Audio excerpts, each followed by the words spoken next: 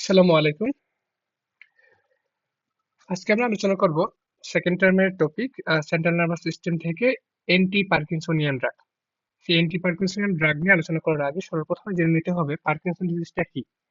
সেই পার্কিনসন ডিজিজটা কাদের হয় এবং কেন হয়। পার্কিনসন ডিজিজটা হচ্ছে একটা নিউরাল ড্যামেজের কারণে যে ডিজিজটা হয়, মূলত বয়স্ক মানুষদের ক্ষেত্রে হয় যাদের বয়স 60 থেকে 65-র মতো এমন। যে এটাতে যখন তাদের নিউরাল ডিজেনারেশন ঘটলে ডোপামিন লেভেলটা কমে যায়। নিউরাল ডিজেনারেশন ঘটলে ডোপামিন যখন কমে যায়, ডোপামিন কমে গেলে ডোপামিনের যে অ্যাক্টিভিটি, যেমন আমাদের মোটর নিউরনাল অ্যাক্টিভিটি বা মুভমেন্ট রিলেটেড যে কাজগুলো সেগুলোতে ডিস্টারবেন্স হয়। আর মুভমেন্ট রিলেটেড ডিস্টারবেন্স হওয়ার কারণে তখন ৩টা সাইন সিম্পটম দেখা যায়, মূলত সেটা হচ্ছে ট্রেমর। সেই ট্রেমরটা কখন হয়? সেটা হচ্ছে রেস্টিং ট্রেমর। মানে যখন ওই বয়স্ক মানুষটা রেস্টিং অবস্থায় থাকে তখন তার হাত পা কাঁপে এবং তার হাতের মুভমেন্টের ট্রেমরটা কেমন হয়ে থাকে? সেই ট্রেমরটা হয়ে থাকে হচ্ছে তাসবি গুটা গোনার মতো। তাদেরকে বলা থাকে পিল রুলিং মুভমেন্ট। আবার সেকেন্ড যে সমস্যাটা দেখা যায় সেটা হচ্ছে মাসেল রিজিডিটি।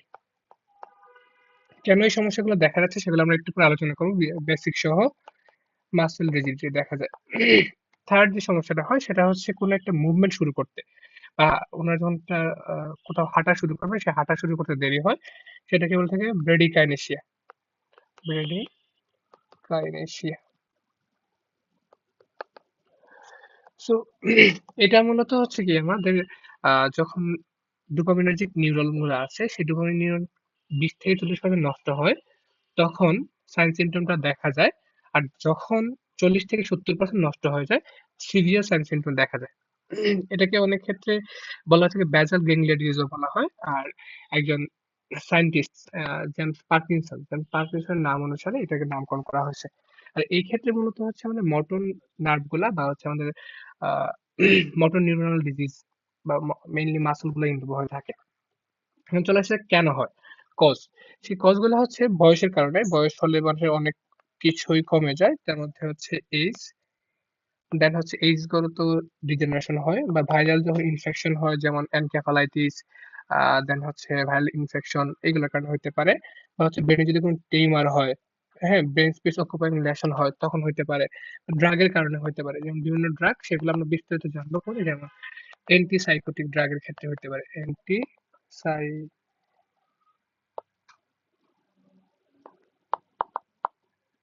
সাইকোট্রিক ড্রাগের ক্ষেত্রে হতে পারে। আলফা মিথাইল ডোপার ক্ষেত্রে হতে পারে। একটা হচ্ছে অ্যান্টি ইপিলেকটিক ড্রাগ। অ্যান্টি ইপিলেকটিক ড্রাগ মানে হচ্ছে যে যখন কারো কনভালশন হয় বা খিঁচুনি হয়, এটার জন্য যে ওষুধগুলো ইউজ করে, যেমন সোডিয়াম ভ্যালপোরেট, এগুলোর ক্ষেত্রে হতে পারে। তো এই রোগটার প্যাথোফিজিওলজি জানতে গেলে সর্বপ্রথম আমাদের জানতে হবে ডোপামিনার্জিক পাথওয়ে। আমাদের দেহের যে রিওয়ার্ড সেন্টার বা আমাদের ভালো লাগা মন্দ লাগা কাজ করে। আমি যে পড়াশোনা রেখে ঘন্টার পর ঘন্টা মোবাইল ব্যবহার করতেছি, এই যে ভালো লাগা কাজ করে, সেই ভালো লাগা কেন হয়? মূলত হচ্ছে ডোপামিন লেভেল বেড়ে যায় বা ডোপামিন রিলিজ হয়, তাই হচ্ছে আমাদের ভালো লাগা কাজ করে। যে জিনিসে ডোপামিন রিলিজ হয় সেই জিনিসটাই আমরা করতে চাই। ডোপামিন শুধুমাত্র ভালো লাগা মন্দ লাগার সাথে জড়িত না, তাছাড়াও আরো বেশ কয়েকটা কাজে জড়িত আছে। আমাদের বডিতে মূলত 5টা ডোপামিনটিক পাথওয়ে আছে। এখন আমরা আলোচনা করব শুধুমাত্র 3টা পাথওয়ে নিয়ে। আর আজকে আমাদের আলোচ্য বিষয়টা হচ্ছে নিগ্রোস্টিয়েটাল পাথওয়ে নিয়ে। সো আমরা যদি পাথওয়ে গুলো দেখি, ডোপামিনের পাথওয়ে গুলো হচ্ছে কয়টা? একটু আগে 5টা বললাম। সেই 5টার মধ্যে 1 নাম্বারটা নিয়ে আমরা আলোচনা করব, সেটা হলো নিগ্রোস্টিয়েটাল পাথওয়ে। নিগ্রোস্টিয়েটাল পাথওয়ে। এই পাথওয়ের কাজ কি? এই পাথওয়ের কাজ হচ্ছে আমাদের মোটর মুভমেন্ট গুলা নিয়ন্ত্রণ করা। যদি কোনো কারণে এই পাথওয়েতে ডোপামিন যদি কমে যায়, তখন আমাদের মাসেল রিজিডিটি দেখা যায়, ট্রেমর দেখা যায় এবং হচ্ছে ব্রেডিকানেসিয়া দেখা যায়। তো সেকেন্ড যে পাথওয়ে নিয়ে আলোচনা করব সেটা হচ্ছে মেসোকর্টিক্যাল পাথওয়ে। মেসোলিম্বিক মেসোকর্টিক্যাল পাথওয়ে। মেসোকর্টিক্যাল পাথওয়ে। এই পাথওয়েতে কিসের জন্য জড়িত? এটা হচ্ছে আমাদের বিহেভিয়ার নিয়ন্ত্রণ করে থাকে, যে আমরা সফিস্টিকেটেড যে বিহেভিয়ারটা শো করি সেটা নিয়ন্ত্রণ করে থাকে। যদি এই পাথওয়েতে ডোপামিন লেভেলটা বেড়ে যায়, ডোপামিন লেভেলটা যদি বেড়ে যায় তখন সাইকোসিস ডেভেলপ করে। সাইকোসিস মানে হচ্ছে পাগলের মতো আচরণ করা। আমরা যখন অ্যান্টিসাইকোটিক ড্রাগ নিয়ে আলোচনা করব তখন বিস্তারিত সেটা জানতে পারবো। থার্ড একটা পাথওয়ে আছে, সেটা হচ্ছে টিউবেরো ইনফান্ডিবুলার পাথওয়ে। টিউবেরো ইনফান্ডিবুলার পাথওয়ে। এই পাথওয়েতে কি হচ্ছে, এটা থাকে হচ্ছে আমাদের অ্যান্টেরিয়র পিটুইটারি গ্ল্যান্ডে রিলিজ হয়, সেখান থেকে প্রোলাকটিন রিলিজ করতে দেয় না। মানে এখানে যখন ডোপামিন রিলিজ হয়, ডোপামিনটা প্রোলাকটিন রিলিজ হতে দেয় না। তো যখন প্রোলাকটিন রিলিজ হয় না তখন অন্য বিহেভিয়ার ঠিক থাকে। যদি এই পাথওয়েটা কোনো কারণে ডেস্ট্রয় হয় বা এখানে যদি কোনো ধরনের ডিরেল ফাংশন দেখা যায় তখন প্রোলাকটিন লেভেল বেড়ে যায়। আর যখন প্রোলাকটিন লেভেল বেড়ে যায়, প্রোলাকটিন লেভেল বেড়ে গেলে তখন পুরুষ এবং মহিলাদের ক্ষেত্রে ভিন্ন ভিন্ন সমস্যা দেখা যায়। মেলের ক্ষেত্রে সমস্যাটা হয় গাইনোকোমেশিয়া। গাইনোকোমেশিয়া মানে এনলার্জমেন্ট অফ দ্য ব্রেস্ট। আর ফিমেলদের ক্ষেত্রে কি হচ্ছে, ফিমেলদের ক্ষেত্রে গ্যালাক্টোরিয়া এবং লস অফ লিবিডো হইতে পারে। এছাড়াও আরো দুইটা পাথওয়ে আছে, একটা হচ্ছে মেডুলারি হাইপারভেন্ট্রিকুলার পাথওয়ে আর ইনসেরেব্রাল হাইপোথ্যালামিক পাথওয়ে। এই পাথওয়ে গুলো আমাদের জন্য এত গুরুত্বপূর্ণ না, তাই আমরা এখন আরেকটা নিয়ে আলোচনা করতেছি না।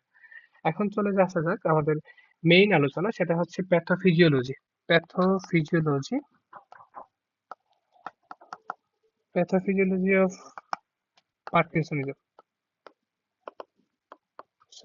হ্যাঁ, এটাতে কি হচ্ছে, এটা মূলত হচ্ছে ব্যাসাল গ্যাংলিয়াতে ইনভলভ করে। এই ব্যাসাল গ্যাংলিয়া যদি আমরা পাথওয়েটা দেখি সেটাতে কি ঘটতেছে, সাবস্টেন্সিয়াল নিগ্রা থেকে ডোপামিনার্জিক যে নিউরন গুলা সেগুলা অরিজিনেট নেয়, দেন হচ্ছে শেষ হয় কোথায়, কর্পাস স্ট্রিয়েটামে। এখান থেকে শুরু হবে এবং কর্পাস স্ট্রিয়েটামে গিয়ে সেটা শেষ হবে, এবং কর্পাস স্ট্রিয়েটাম থেকে কিছু নার্ভ আসে, সেটা শেষ হচ্ছে সাবস্টেন্সিয়াল নিগ্রাতে। এটা রিলিজ করে কি, গাভা। এটা রিলিজ করলে হচ্ছে ডোপামিন। এই ডোপামিনটা দুইটা কাজ করে, একটা হচ্ছে এসিটাইলকোলিন রিলিজকে ইনহিবিট করে, আরেকটা হচ্ছে গাভা রিলিজকে স্টিমুলেট করে। যখন গাভা রিলিজকে স্টিমুলেট করবে সেই গাভাটা থ্যালামাসে যায় এবং থ্যালামাসে গিয়ে আস্তে আস্তে আমাদের কর্টেক্সে যায়, এবং সেখান থেকে আমাদের যে এক্সাইটেটরি যে অ্যাক্টিভিটি, সেই এক্সাইটেটরি অ্যাক্টিভিটি গুলোকে সে ইনহিবিট করে। মানে হচ্ছে যে যখন অতিরিক্ত স্টিমুলেশন থাকে সেই অতিরিক্ত স্টিমুলেশনটাকে সে বন্ধ করে দিতে পারে। যখন কোনো কারণে এই ডোপামিনটা নষ্ট হয়ে যায় তখন এসিটাইলকোলিন বেড়ে যায়। আমরা একটু আগেই বলছি হচ্ছে ডোপামিনটা অ্যাসিটাইলকোলিনটাকে ইনহিবিট করতেছে এবং ডোপামিন গাভাকে রিলিজ করতে সহায়তা করতেছে। যদি কোনো কারণে ডোপামিন কমে যায়, কমে গেলে অ্যাসিটাইলকোলিন বেড়ে যাবে, আর অ্যাসিটাইলকোলিন যখন বেড়ে যায়, বেড়ে গেলে সেখানে দেখা যায় কি, সেখানে হচ্ছে আহ মানে অ্যাসিটাইলকোলিন আপার হ্যান্ড হয় এবং ট্রেমর ডেভেলপ করে, আদার সাইন সিনড্রোম ডেভেলপ করে। আবার ডোপামিন যখন হচ্ছে আমাদের গাভাটাকে স্টিমুলেট করতেছে না, মানে গাভা রিলিজ হচ্ছে না, তখন গাভার ইনহিবিটরি যে ইফেক্ট গুলো ছিল সেই ইফেক্ট গুলো থাকবে না, কর্টেক্সে গিয়ে তখন স্টিমুলেটরি নিউরন হিসাবে ওই জায়গায় অ্যাক্টিভিটি বেড়ে যায়। অ্যাক্টিভিটি বেড়ে গেলে তখন কি মাসেল রিজিডিটি শো করে। তাহলে একটু আগে যে কথাগুলো বলেছিলাম আমরা, ট্রেমরটা মূলত কিসের জন্য হচ্ছে, ট্রেমরটা হচ্ছে ইনক্রিজ লেভেল অফ অ্যাসিটাইলকোলিন। দেন আমরা যে বললাম মাসেল রিজিডিটি, সেটা কি, যখন ডোপামিন কমে যায়, ডোপামিন কমে গেলে তখন হচ্ছে গাবার ইফেক্টটা কমে যায়। মানে গাভার ইফেক্ট কমে কি, গাভার যে ইনহিবিটরি ইফেক্টটা ছিল সেটা কমে যায়, কমে গেলে হচ্ছে মাসেল রিজিডিটি ডেভেলপ করে থাকে। বোঝা গেল? তো এটা বলছিলাম তোমার হচ্ছে এই ওভারঅল এই সার্কিটটাকে বলা হয়ে থাকে বেসাল গ্যাংলিয়া। ওভারঅল এই সার্কিটটাকে বলা থাকে বেসাল গ্যাংলিয়া বলা হয়ে থাকে। এটা হচ্ছে কর্পাস সাবস্টেন্সিয়া নিগ্রা। আমি যদি আরেকটা কালি ইউজ করি সেটা হলো কি সাবস্টেন্সিয়া নিগ্রা, আর এটা হলো আমাদের কর্পাস স্ট্রিয়েটা। ওকে, আর ওভারঅল এটাকে বলা হচ্ছে বেসাল গ্যাংলিয়া বা আমাদের সার্কিটে থাকে। সো এই কারণে আরেকটার নাম কি বলা হয়ে থাকে, এই ডোপামিনার্জিক নিউরনের ডিজেনারেশন হওয়ার কারণে এটাকে আরেকটা বলা হয় বেসাল গ্যাংলিয়া ডিজিজ বলা হয়ে থাকে। ওকে, প্যাথোফিজিওলজি বুঝে গেলাম। তাহলে প্যাথোফিজিওলজি বুঝে গেলে এখন চলে আসি আমাদের মেইন আলোচনা, সেটা হচ্ছে ফার্মাকোলজি। মানে এখানে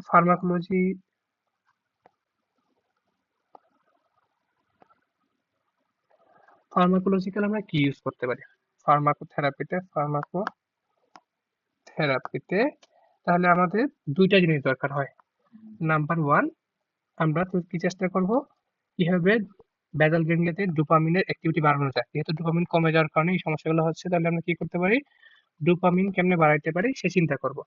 সেকেন্ড যে চিন্তা আমরা করতে পারি সেটা হচ্ছে এখানে অ্যাসিটাইলকোলিন বেড়ে যাওয়ার কারণে ট্রেমর হয়, তাই অ্যাসিটাইলকোলিন কিভাবে কমানো যায় সে চিন্তা করব।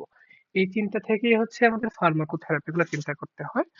প্রথমে চলে আসে যে ডোপামিন কেমনে বাড়ানো যায়। ডোপামিন বিভিন্নভাবে বাড়ানো যায়। ডোপামিন বাড়ানোর জন্য আমরা একটু ড্রাগ গুলো দেখে নিই। এখানে বিভিন্ন ধরনের ড্রাগ ইউজ করা যায়। আমি যদি ছবিটা দেখাই একটা, দেখো এখানে হচ্ছে বিভিন্ন ধরনের ড্রাগ ইউজ করা হয়। ডোপামিন প্রিকারসর কি আছে, লেভোডোপা। আমরা এখানে ডিরেক্টলি ডোপামিন ইউজ করি না। কেন ডোপামিন ইউজ করি না? কারণ ডোপামিন যদি আমরা ইউজ করি, ডোপামিন ইউজ করলে কি, ডোপামিনটা হচ্ছে পোলার যৌগ, সেটা ব্লাড ব্রেন ব্যারিয়ার ক্রস করতে পারে না। কিন্তু লেভোডোপাটা হচ্ছে লিপিড সলিবল, সেটা ব্লাড ব্রেন ব্যারিয়ার ক্রস করবে এবং হচ্ছে ব্রেনে যাবে, ব্রেনে গিয়ে ডোপামিনের অ্যাক্টিভিটি বাড়ায় দিবে। এই লেভোডোপাটা যখন ডোপামিন ডিকার্বক্সিল এনজাইমের উপস্থিতিতে সেটা ডোপামিনে কনভার্ট হয় এবং আলটিমেটলি বেসাল গ্যাংলিয়াতে যায় এবং যে পার্কিনসনের সাইন সিমটম গুলোকে ইমপ্রুভ করে। তবে এই ডিজিজটাকে পুরোপুরি প্রিভেন্ট করতে পারে না, বা ডিজিজ প্রসেসটা পুরোপুরি ইমপ্রুভ করতে পারে না। দ্য সেকেন্ড আমরা কি ড্রাগ ইউজ করতে পারি, ডোপামিন অ্যাগনিস্টের কি ইউজ করা যায়, ব্রোমোক্রিপ্টিন ইউজ করা যেতে পারে, পারগোলিড ইউজ করা যেতে পারে, হ্যাঁ, দেন হচ্ছে প্রাইমেপ্যাকজোল ইউজ করা যেতে পারে। থার্ড একটা কি ইউজ করা যেতে পারে, ইনক্রিজ সিনথেসিস, মানে সিনথেসিস বাড়ানোর জন্য আমরা অ্যামান্টেরিন ইউজ করি। দেন হচ্ছে যে ডোপামিন যেন মেটাবলিজম না হয়ে যায় বা মেটাবলিজম ডিলে হয়, তাই আমরা কি ইউজ করতে পারি, মনো অ্যামাইন ইনহিবিটর। আমরা পরে আসছি এটা এএনএস এর ক্ষেত্রেই, যে ডোপামিন বা অ্যাড্রিনালিন মেটাবলিজম কি দরকার হয়ে থাকে, মনো অ্যামাইন অক্সিডেজ এবং হচ্ছে ক্যাটাকোলোমিথাইল ট্রান্সফারেজ। আমরা যদি এই দুইটা এনজাইম ইনহিবিটর ইউজ করি তাহলে কি হবে, ডোপামিন লেভেল বেড়ে যাবে, আর ডোপামিন লেভেল বেড়ে গেলে পার্কিনসনের যে সাইন সিমটম আছে সেই সাইন সিমটম গুলা রিজলভ হয়ে যাবে। ওকে, এখানে আমি আর রিডিং করাচ্ছি না, কারণ জাস্ট যে ড্রাগ গুলো আছে সেই ড্রাগ গুলো আমরা এমনিতে দেখে নিতে পারতেছি। দেন চলে আসা যাক হচ্ছে আমাদের পরের ফার্মাকোথেরাপি, যেটা হচ্ছে অ্যাসিটাইলকোলিন লেভেল যেহেতু বেড়ে গেছে, তাই আমাকে কি করতে হবে, অ্যাসিটাইলকোলিন লেভেল কমাতে হবে। অ্যাসিটাইলকোলিন লেভেল কমানোর জন্য আমরা কি ইউজ করে থাকি, অ্যান্টি মাস্কেনিক ড্রাগ। সেই অ্যান্টি মাস্কেনিক ড্রাগ গুলো অবশ্যই অবশ্যই মনে রাখতে হবে। ভাইবাতে স্যাররা খুব বেশি এটা জিজ্ঞেস করেন, হ্যাঁ, খুবই গুরুত্বপূর্ণ। কি কি ইউজ করা যেতে পারে, প্রোসাইক্লিডিন, ব্যানস্ট্রোপিন, দেন হচ্ছে বাইপেরিডিন, এগুলো মেনলি আমরা ইউজ করে থাকি। এখন চলে আসা যাক আমাদের প্রত্যেকটা ইন্ডিভিজুয়াল ড্রাগ নিয়ে আলোচনা। এই ইন্ডিভিজুয়াল ড্রাগ গুলোর মধ্যে মূলত পরীক্ষায় যেটা বেশি ধরে সেটা হচ্ছে লেভোডোপা বা ডোপামিন প্রিকারসর ড্রাগ যেটা।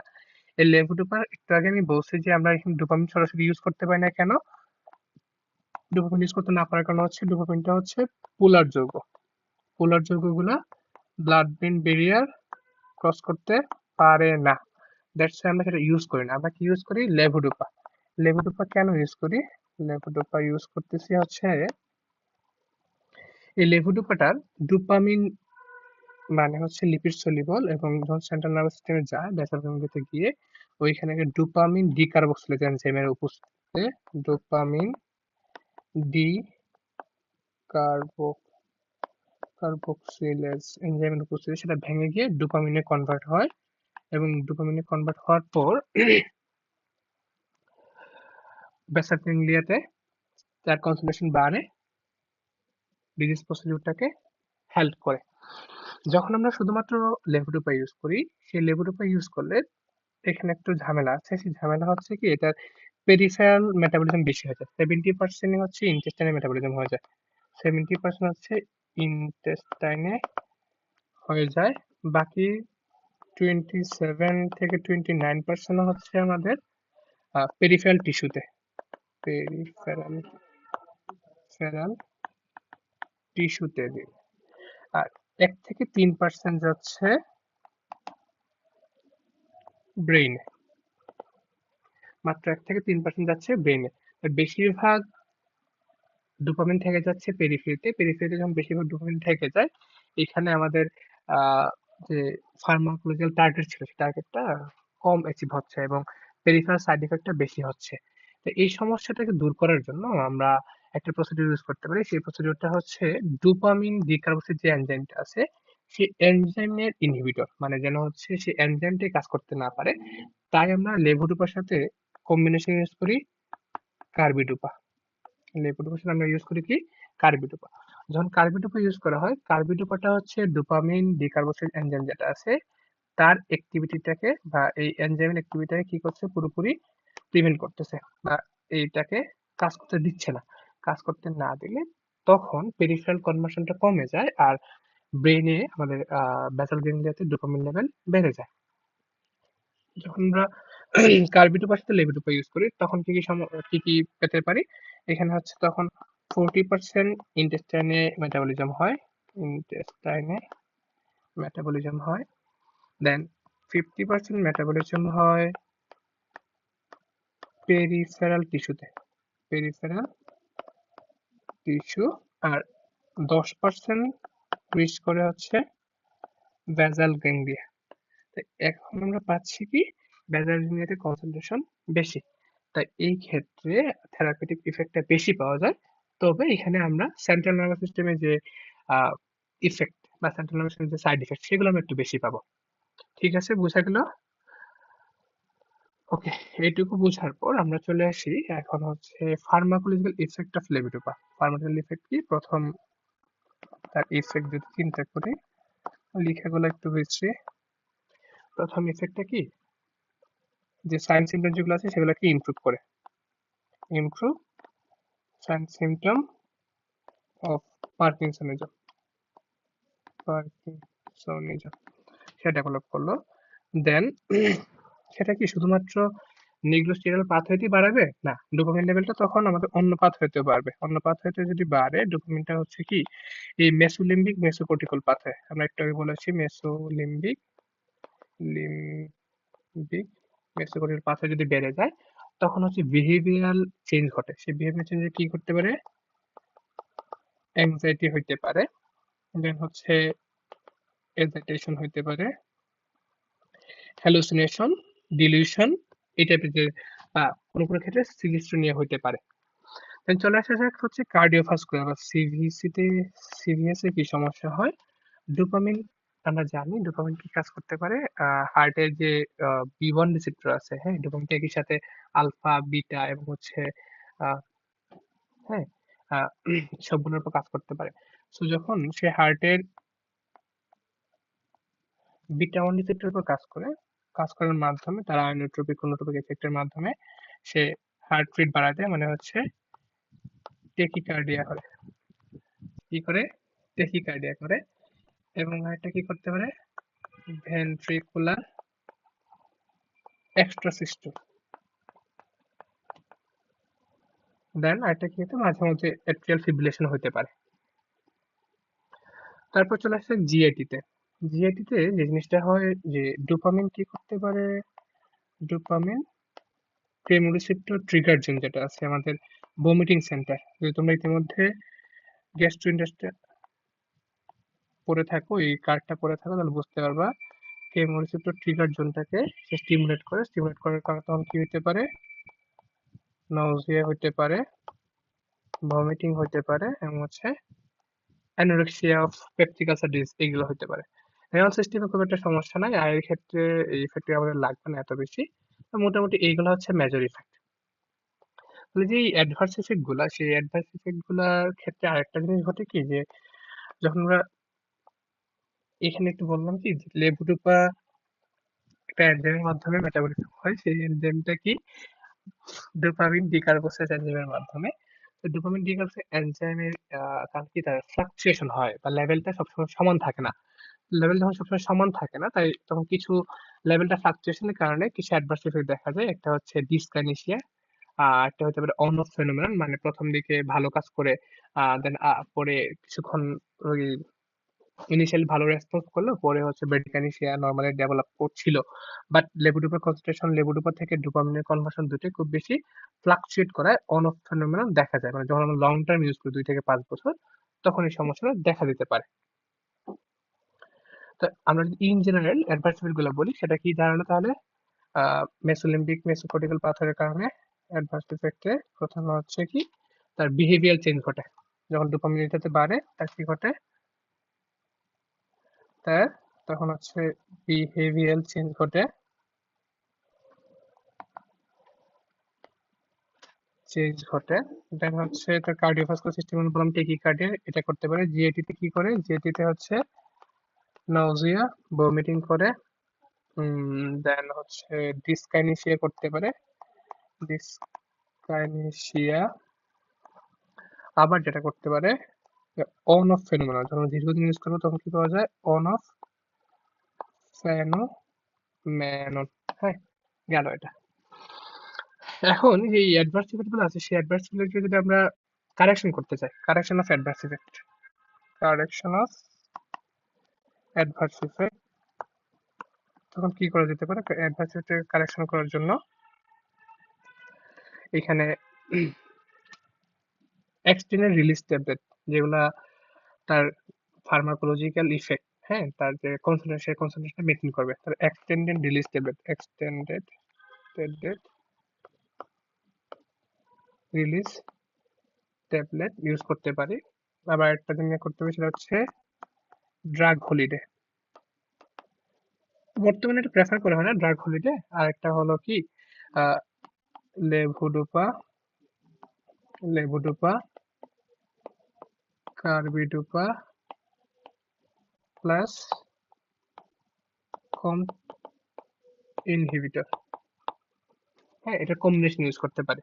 এটার মাধ্যমে চাইলে আমরা ডিসকাইনেসিয়া প্রিভেন্ট করতে পারি। সো ডিসকাইনেসিয়া প্রিভেন্ট করার জন্য আমরা কি কি ইউজ করব? ডিসকাইনেসিয়া, ডিসকাইনেসিয়ার জন্য, ডিসকাইনেসিয়ার জন্য এইটা action release tablet, drug holiday এবং লেভোডোপা, কার্বিডোপা এবং কম ইনহিবিটর কম্বিনেশন ইউজ করতে পারি। আবার ড্রাগ হলিডের সাথে আমরা এপোমরফিন ইউজ করতে পারি। ড্রাগ হলিডের সাথে কি ইউজ করতে পারি? এপোমরফিন। ওকে, এখন চলে আসা যাক তার GIT adverse effect. GIT adverse effect prevent করার জন্য আমরা কি ইউজ করব? জিআইটি অ্যাডভার্স ইফেক্ট প্রিভেন্ট করার জন্য জিআইটি অ্যাডভার্স ইফেক্ট যেটা আছে সেটার জন্য আমরা যেটা করতে পারি সেটা আমি শর্টলি বলে দিচ্ছি। আফটার মিল মানে খাবার পরপরই, হ্যাঁ, খাবার ঠিক পরপরই এই ওষুধটা খাবে। আরেকটা হচ্ছে এই যে ওষুধটা খাবে, যে ডোজটা খাবে সেটাকে কয়েকটা ভাগে, taking the drug in 3 or 4 low dose, low ডোজে ভাগ করে দিতে হবে। আবার একটা কাজ করতে পারে সেটা হচ্ছে অ্যান্টাসিড, হ্যাঁ, antacid should be taken 30 to 60 minutes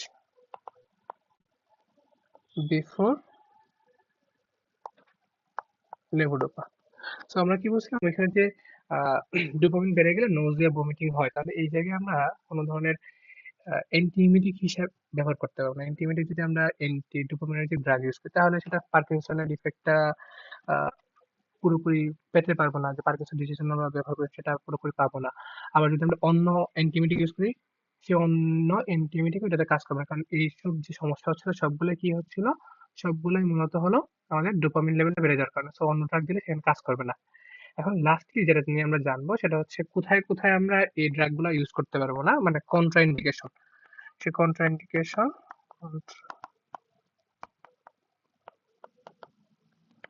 দেখো কন্ট্রাইন্ডিকেশনের মধ্যে প্রথমেই যেটা আসে সেটা হচ্ছে সাইকোটিক ডিজিজ, হ্যাঁ, যেগুলো অ্যাডভান্স ইফেক্ট পড়ে আছেন সেই অ্যাডভান্স ইফেক্টে কিছু জিনিস আমরা জানবো, যে সাইকোটিক ডিজিজ যেগুলো আছে, সাইকোটিক ডিজিজ ইউজ করতে পারবো না। আমরা হচ্ছে যাদের কার্ডিয়াক কোনো প্রবলেম আছে, হ্যাঁ, কার্ডিয়াক ডিজিজ আছে তাদের ইউজ করতে পারবো না। লিভার ডিজিজ করবো, লিভারে মেটাবলিজম হয়, লিভার ডিজিজে ব্যবহার করতে পারবো না, ড্রাগ দিব না এটা। পেপটিক আলসার ডিজিজে, হ্যাঁ, জিআইটি তে যে সমস্যা, পেপটিক আলসার ডিজিজে রোগীদের দিব না। এবং এখানে কি করা যেতে পারে, যে কখনোই হচ্ছে পাইরিডক্সিনের সাথে দিব না। পাইরিডক্সিন, হ্যাঁ, খেয়াল রাখো পাইরিডক্সিন। কেন দিব না পাইরিডক্সিনের সাথে? পাইরিডক্সিন দিব না কারণ এটা কি, পাইরিডক্সিনটা একটা কোফ্যাক্টর হিসেবে কাজ করে ডোপামিন ডিকারবক্সিলেজ এনজাইমের। তো কেউ আগে থেকে পাইরিডক্সিন থেরাপি নিয়ে থাকলে সেটাতে লেভোডোপা পেরিফেরাল কনভার্সন বেশি হয়, তাই পেরিফেরাল অ্যাডভান্স ইফেক্টটা বেশি হয়। তো পাইরিডক্সিনের সাথে আমরা কম্বিনেশনে এটা কখনোই ইউজ করবো না, এখানে আমরা ইউজ করবো না। লাস্টলি যেটা হচ্ছে মেলিগন্যান্ট মেলানোমা, মেলিগন্যান্ট মেলানোমাতে আমরা ইউজ করবো না। কেন ইউজ করবো না? কারণ যে লেভোডোপাটা একটা স্কিন মেলানিনের প্রিকারসর হিসেবে ইউজ করা হয়, মানে স্কিন মেলানিনের প্রিকারসর হিসেবে কাজ করে, তাই আমরা এটাতে ইউজ করবো না। বোঝা গেল? ওভারঅল আজকে আমাদের আলোচনা কি ছিল, যে কিভাবে পার্কিনসন ডিজিজটা কি, সেই ডিজিজটাতে কেন হয়, প্যাথোফিজিওলজি কি। প্যাথোফিজিওলজির পরে আমরা যেটা পড়লাম সেটা হলো এখানে ডোপামিনের পাথওয়ে এগুলো পড়ছি। কি কি ফার্মাকোলজিক্যাল থেরাপি দিতে পারে, ফার্মাকোলজির মধ্যে আমরা ড্রাগ গুলো নিয়ে আলোচনা করছি। সেই আলোচনার মধ্যে মূলত লেভোডোপা নিয়ে আলোচনা করছি, লেভোডোপার সাথে কার্বিডোপা কেন ইউজ করবো কেন ইউজ করবো না, পেরিফেরাল যে অ্যাডভার্স ইফেক্ট গুলো সেগুলো প্রিভেন্ট করার জন্য কি করতে পারি, হ্যাঁ, বা কোথায় কোথায় ব্যবহার, কন্ট্রা ইন্ডিকেশন কি, অ্যাডভার্স ইফেক্ট কি, সবগুলো আলোচনা করা হয়েছে। আশা করি তোমরা মোটামুটি বুঝতে পেরেছো। আর এটা আজকে আমার প্রথম ক্লাস ছিল, তাই এত আহামরি ভালো বুঝাতে পারি। নেক্সট ক্লাস থেকে ইনশাআল্লাহ আস্তে আস্তে আরো ইমপ্রুভ হবে।